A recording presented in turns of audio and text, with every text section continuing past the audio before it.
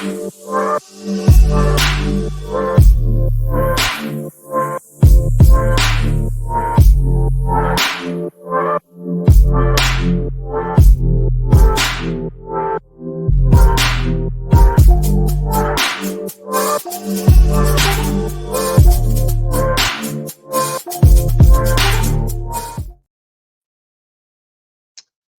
hello. It is Jamila McMallow. I am the #1 love and relationship coach for top performing women over 35. And I'm so happy to be here with you live. It's been a minute if you've been attached to me, and whether you're connected with me on YouTube or Facebook or Instagram. I know I've been making videos since 2018 talking about relationships. And it's like, you haven't been going live for a while. I know, life happens. I'm a homeschooling mom of two, really one, because my daughter's 3. So, we primarily just play. And same thing with my son, he's 6, but still, it's a lot mentally and emotionally and physically. So I'm so excited to be with you today because, and let me just pull up the comments because I want you to tell me if you can hear me. If you're having any challenges hearing me, let me know because I can talk louder or move my microphone. In fact, I'll just go ahead and do that. But the topic that we are talking about today is the real reason why you want to be married. Okay. The real reason why you as a woman are desiring to be married. That's what we're digging into today.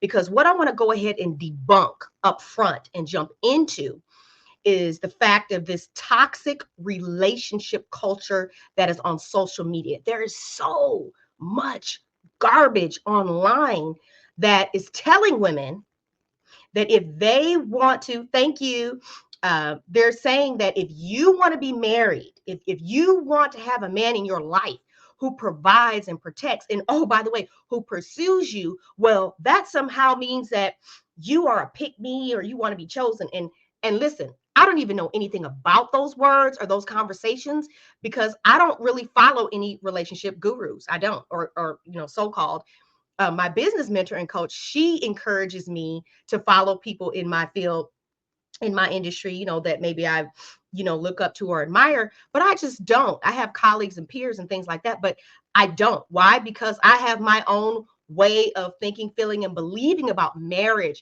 about relationships, and about how women deserve to be treated, about having high standards. And what I do not do is lower myself to engage in conversations that are futile. I'm never going to be online debating with someone about something that they have no expertise in. If you've never been married, okay, if you've never been happily married, man or woman, you can't tell me anything about marriage, okay? That's me. That's my personal standard. You might feel like, well, they learned it from a book or they've studied this or that, so I'm willing to listen to their advice. Maybe you are. I'm not, okay? Because that's not how I roll. Even in how I coach my clients, I am my first and best testimonial.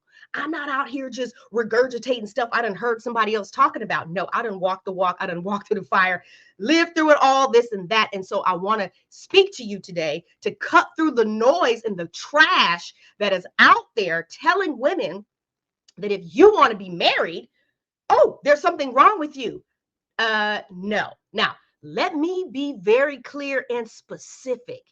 I'm not talking to every woman. Let me repeat that. I'm not talking to every woman because there are some women who have deliberately and intentionally chosen to remain single. Great. I'm happy for you. That's what free will is. That's the beauty of personal choice is you get to decide what it is that you want to do and you've chosen that for you. And I'm happy for you. Okay? So I'm not talking to you because I'm not here to convince women that they need to be married. No, no, no. I deal with women who desire to be married, but where they are now, which is single, and where they want to be, there's a gap and a disconnect. And the type of men that they're attracting and dealing with are not getting them any closer to what it is that they want, which is a really good man who is stable spiritually, mentally, emotionally, financially, who is going to provide and protect and pursue them in the dating process, court them in the dating process. Okay. So because I don't have an understanding of the chosen or the pick me mentality, because I just heard those words floating out there. I had some girl leave a stupid comment on one of my posts. I'm like, what are you talking about? I don't even know what you're talking about. Because I don't, there's nothing where I've ever said that we're waiting to be picked or chosen. No, I empower women to choose wisely. Because if you are reading my content, if you are watching my videos, then you know that I have said that even in the animal kingdom, who competes for the attention of who? The men dance around with their pretty feathers or build a nest or do whatever it is that they need to do to impress who? The one female. So the men are competing with one another for the attention of the female. It is not the reverse. See, things have gotten twisted in society. What's bad is good, what's good is bad. It's all upside down, but we are what we are. Our nature is our nature. How we are designed is how we are designed. And so you can work against that if you want to, but it's not going to work for you if you consistently find yourself in the position of chasing men, of pursuing men, of feeling like you have to prove yourself. You will never get what you want if you do that. In fact, you'll find yourself shortchanged, because if you pursue, if you prove, and you do get him to somehow marry you, you'll regret it, because he didn't put in the work and the effort. And so he's not going to show up for you the way that he would had you been valued as a prize, something that he needed to work for, to get access to you, to get your attention, to get your time, to get anything from you requires effort and work. And here's the part I need for you to understand, ladies. It's no thing to a man. It's like, we don't want to do those things. Yeah, we're not men. They don't care. The chase for them a lot of times is enjoyable. And we emasculate them when we try to jump in and take over the process, and we don't allow them to be who they are in their pursuit of us. So I say all of that to say that I'm going to be jumping into these real reasons why you want to be married, but I just wanted to cover that ground, that I am only specifically talking to women who are top performers, who are high performers, who are high achievers, who are winning professionally and successfully and have been doing life alone for many, many years. They have it all. They have the house, the car, the money, but they do not have the relationship that they desire. And they have no desire to spend the rest of their life alone. In fact, it was never a part of their original vision for their life to be alone. That's the woman I'm talking to. She's over 35. She's over 40, might even be over 50, because that's the range of women that I work with. Okay. Because it just is. That's who I'm talking to. I'm talking to you because I want to reassure you that despite all this toxic relationship culture and trash advice, you're not crazy. And what you want is not unreasonable, it's not outlandish, and it's totally doable. Okay. So let's get into these reasons, because this is what I want people to really understand. So, and I have my notes here on my phone to keep me on track, because I can get off track. But a lot of times people think that women just want to be married for the ring, or they just want to be married for status, or I just want the big wedding, I just want the dress, I just want to be able to say I'm a Mrs. or I'm a wife or this or that. That's not, no, that's not really it. I'm sure there are women that is their motivation, but that's not who I'm talking to. That's not who I deal with. That's not who I coach. So anyway, so it's not about status, but it is about this. I want to share with you. I have some notes here, some things that I wrote down about my experience. So I want to let you know that I have been happily married. This year will be 10 years to my wonderful husband. Okay. But I had a first marriage. Okay. Most of us get it wrong the first time. I won't say most of us, I'll say some of us got it wrong the first time. Right. And so we had to learn some lessons and come around. And this is especially true if you got married young. I was 20. So hey, that's what it is. And I just want to glance at the comments really quick. Okay, thank you. She can hear me. And yeah, Victoria. Good. So you're in the right spot if you want to be married. So after my divorce, okay, I was married for 14 years. I got married at 20. So here I am in my 30s, never really done adult life on my own, but here I am doing it. And it wasn't about getting married just because I wanted to be married. Okay, that's not what it was about.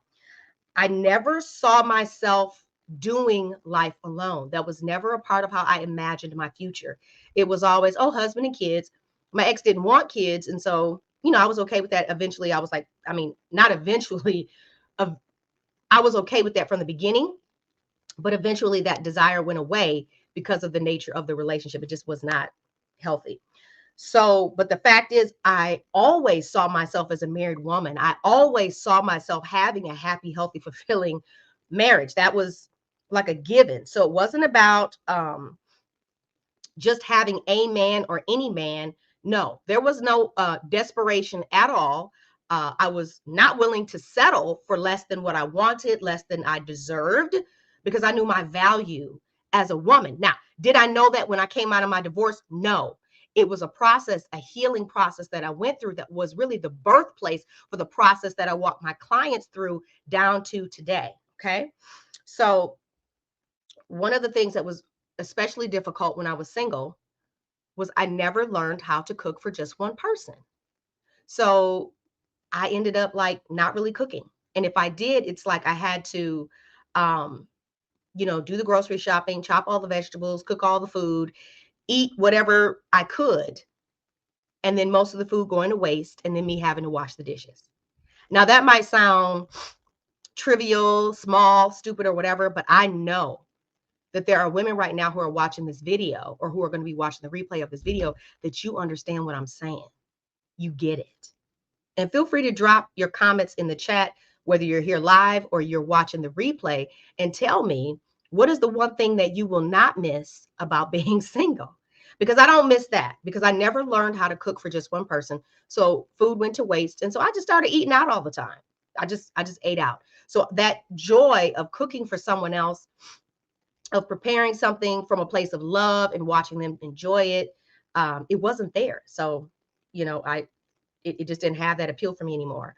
So that was one thing I was looking forward to about being married again to the right man, to the right person, was being able to enjoy cooking for him, for us, and having him cook for me when I don't feel like it, right? Or if and listen, when I was single, there was no Grubhub or DoorDash. Okay. So if you wanted takeout, it was going to be pretty much pizza or Chinese.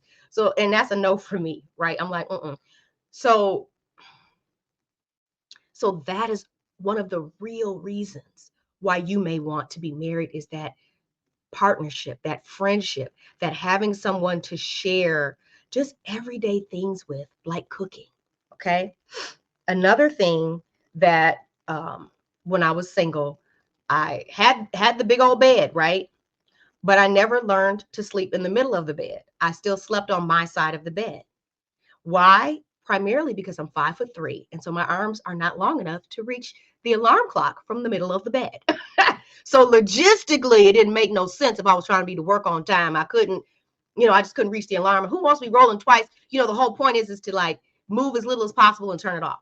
So I just continued to sleep on my side of the bed. So there was literally an open space. So there was always space for someone else in my life. And so one of the things I looked forward to about being married is, yes, having the love of my life, an amazing man, laying there next to me to snuggle with, to feel warm, put your feet on when my feet get cold. I put my feet on my husband because he's always hot. Men are always hot. Unless you're a woman of a certain age, then you're radiating heat, from within. But that was one of the things that I desired, was to share a bed with someone who loved me. Now, I know that there are some ups and downs about sharing the bed. You got your snoring, men like to pass gas, all that kind of stuff. I'm just keeping it real. But so what? Um, I wanted to sleep next to the love of my life, and I wanted to wake up next to the love of my life.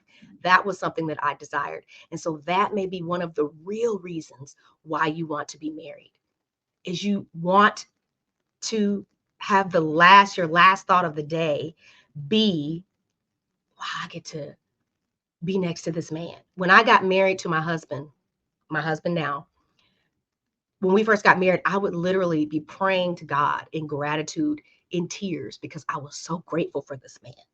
We would pray together before we went to sleep.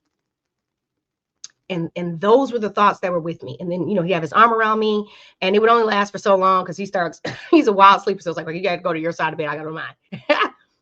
But still,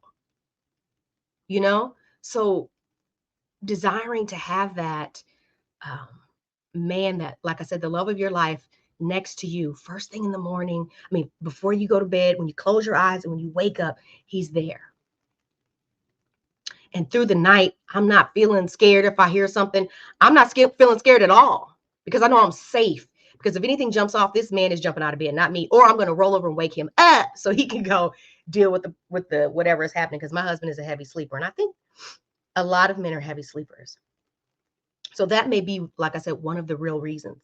Another thing that I did not enjoy when I was single was when I would go grocery shopping. Now, again, remember I talked about I'm not used to, how do you cook for one person? You know, you have that kind of lack of joy or inspiration when it comes to cooking. But you got to go to the grocery store, you got to buy food, you got to buy whatever. Well, when you live in an apartment and you're on the second floor, how are you going to get those groceries up there? Well, you have to carry them all. And if you're like most of us who's ever lived in an apartment on the second floor, you are going to, through physics, math, whatever, you are going to figure out a way to carry every single bag upstairs in one trip. And as I said to you, I'm 5'3", and I was even skinnier then because I hadn't had 3 kids. So I'm like 112, 115, trying to carry all these bags upstairs. But the groceries weren't really the biggest thing. It was the case of water bottles. Carrying a case of water bottles and literally praying to God to send his angel to help me so I didn't fall down these concrete stairs so I could make it. Okay. And again, like I said, this might sound silly or trivial to you. Yeah, exactly, Dr. Ramya. And forgive me if I say your name wrong.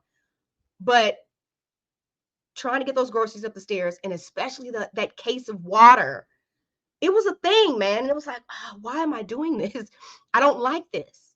I desired to have a loving, wonderful husband, the love of my life, help me with this part of my life, as in carrying every heavy thing that ever crosses my path. Okay. I'll tell you a little funny story. I told I was visiting my parents. And I said to my dad, what did he ask me? Oh, he asked me something about the power washer or something he said. And he said, oh, do you know how to use it? And I said, I don't need to know how to use it. I said, I have a husband. I said, I don't need to carry. I said, I don't carry anything heavy. And he started laughing. He said, that's what your mama says. So, hey, now we know perhaps where I got that from. Maybe I embodied that as a belief as a little girl, because that's how my mother was with my dad. And yeah, so it might again sound superficial, it might sound trivial, it might sound stupid, but it's real. That's real life. You know, there's so many things that men do that they don't think about, they just do it. That as women, it's a different experience. And it's vice versa. There are things that we consider that they don't, which is why when we come together, we balance one another and we become complete. You know, we come together, we complete them, right? Because our differences, we're not perfect. So I don't want to say that. It's two imperfect people coming together. So we won't perfectly complete one another, but we have different strengths. That's the word I'm looking for. We have different strengths. And so when we bring those to the table, 2 are better than 1. We're more powerful than we were when we were on our own. So having that help literally physically to carry heavy things, that's a real thing. So maybe you're tall, maybe you're strong, maybe you're like, maybe you can do it, but the real question is, do you want to? And I know the answer is no. Okay. So that could be a real reason. And there's nothing wrong with that because that's real. That's real life. Being married is real life every day, except you're just not doing real life alone. You're doing it with someone who cares about you, who loves you, who's thinking about you, who's protecting you, and vice versa. In fact, that reminds me, I don't have this written down here, but one of the loneliest things to me after my divorce when I was single was that during the day, I didn't have anybody to text. I didn't have anybody to just let know, funny stories or whatever. And yes, I have my best friend. She's great. But your female friends and your family members cannot fill up the space that exists in your heart for your husband, whomever that man may come to be. That is a unique space. Just like your mom has a space, your dad has a space. You can't be interchanging them and moving them around. You can have all the wonderful, fulfilling friendships and relationships that you want. But if that hole isn't filled and you feel like, but shouldn't I be happy? But yes, you can be happy and you should, but it's okay that that hole is still open, that that still feels like a void, because none of those other relationships have anything to do with that. That's something totally separate. And it's okay that you want to feel that you want to feel that void, fill that hole so that you can feel complete. That's okay. All right. So there was a loneliness of not being able to have anybody to communicate with. And thankfully, I didn't fall into the trap of the textuationship or the situationship, which a lot of single women end up finding themselves just feeling like, well, at least I have a man to talk to, or at least I can get the male perspective and blah. Listen, I don't need no male perspective. I sure don't. I only need one male perspective. That's the male or the man that is for me, my husband. His is the only opinion I care about. So yeah, all this pseudo surrogate male energy or masculine, whatever, you need to stop that. Why? Because you're going to catch feelings for that man and he's taking up space in your heart. Okay. Because if you're holding out hope that he's going to change or become whatever it is that you want him to be, he's taking up space in your heart. Don't think, oh, if somebody else comes along, nobody's coming along, because you got him in that spot. You got him as a placeholder. And as long as there's somebody in that place, there's no space for the actual person to come into your life. So keep that in mind. Don't fall into the trap of the situationship or the textuationship or the surrogate husband, because he's blocking your blessing. Okay. So the other thing that is a real reason why you want to get married is coming home from work and the house being empty, coming home to nobody. Nobody's waiting on you. There's no hot meal waiting for you. There's nobody to talk to about your day. There's nobody who's pouring into you, just you and exclusively you. Like you just come sit on the couch, curl up, and vent your whole day, and he's going to listen to you, you know, because here's what I know about you. You're a top performer. You're a high achiever. Okay. High performer. That means the level at which you operate, the level of your mastery and expertise, you output so much during the day. You make so many decisions that when you come home, to have someone there who would allow you to just relax, let your hair down, step out of CEO mode, step out of leadership mode, who can just take the wheel, who can take over and take care of you.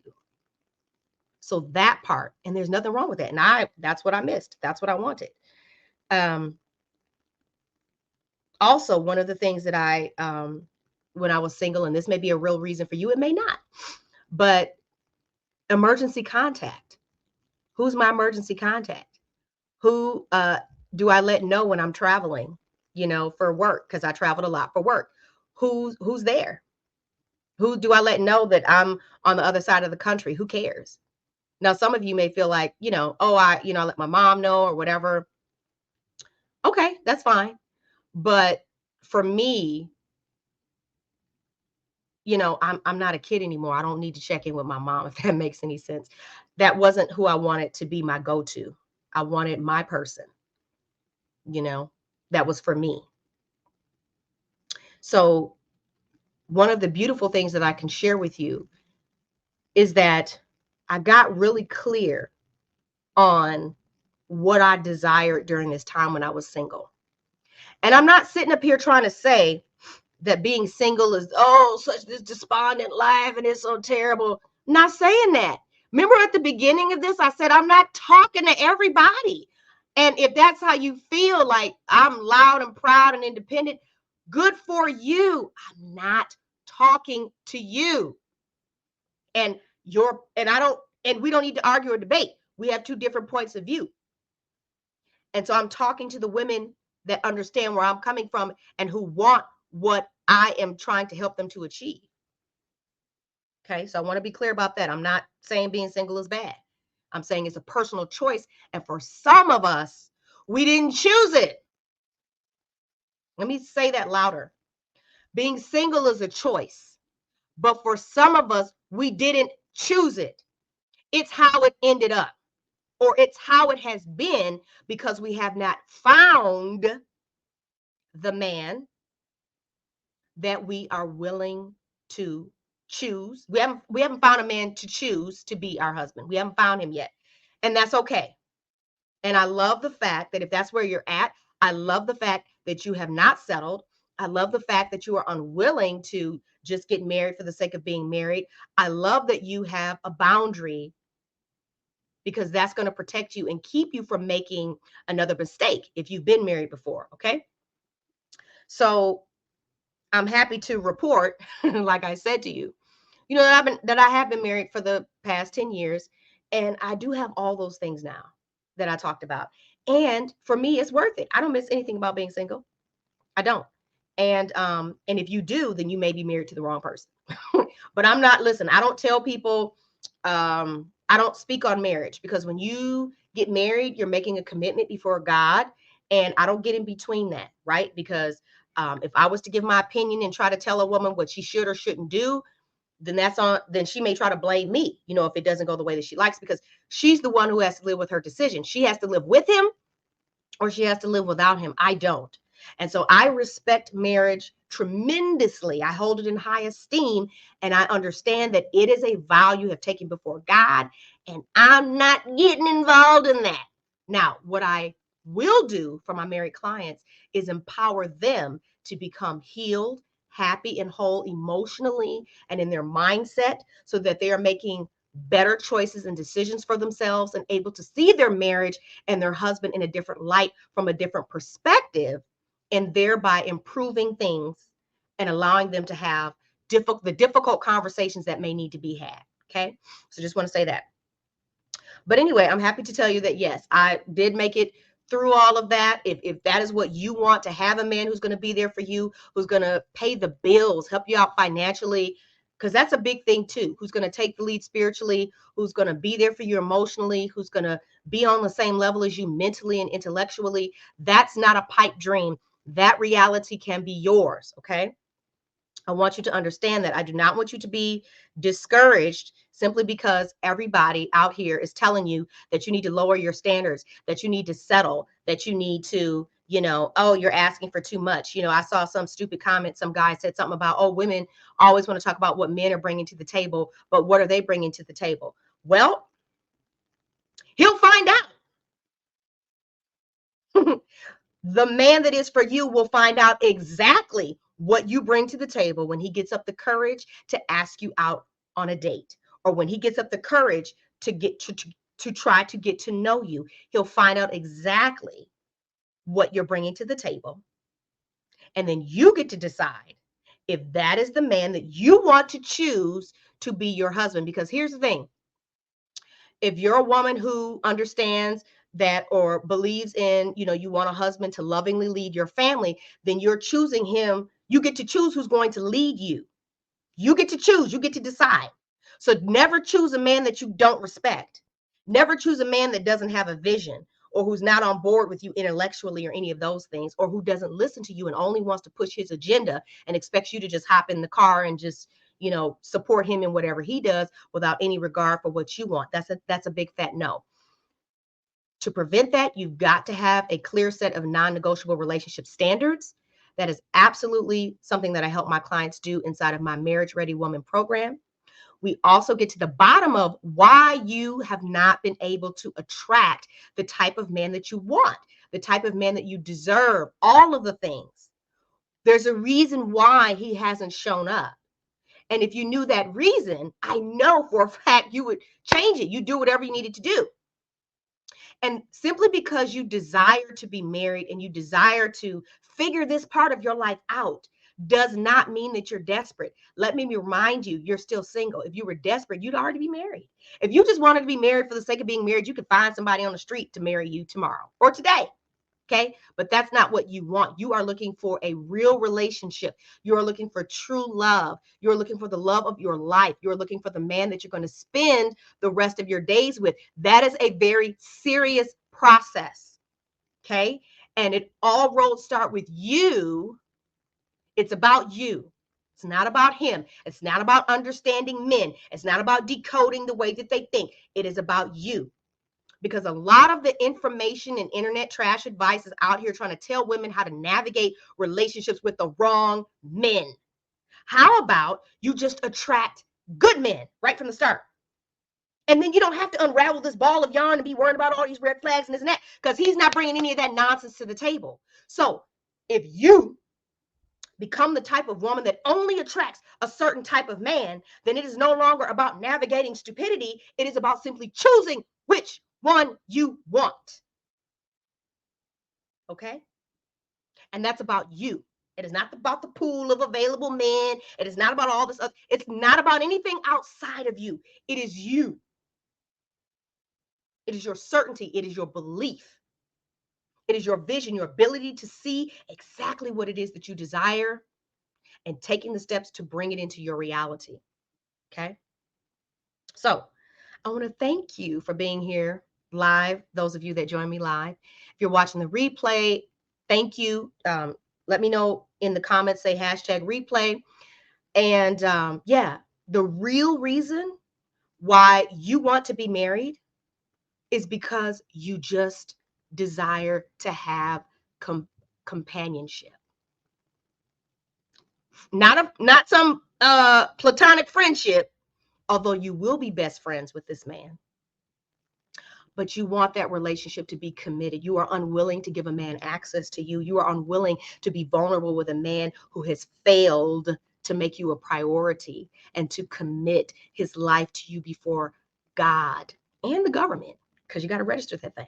Okay. And I get that. I'm with you. That's where I'm at with mine. So if that's the kind of woman you are, if that's what you are desiring to create in your life, then I strongly encourage you to visit marriagereadywoman.com. I have a free masterclass on there. You can register and watch it. It is a pre-recorded training that I did previously that is very powerful and that will break down for you the reasons why you are attracting the type of men you are attracting and what needs to be done to correct it. All right. So thank you for being here with me. I will catch you on the next live and enjoy your Friday.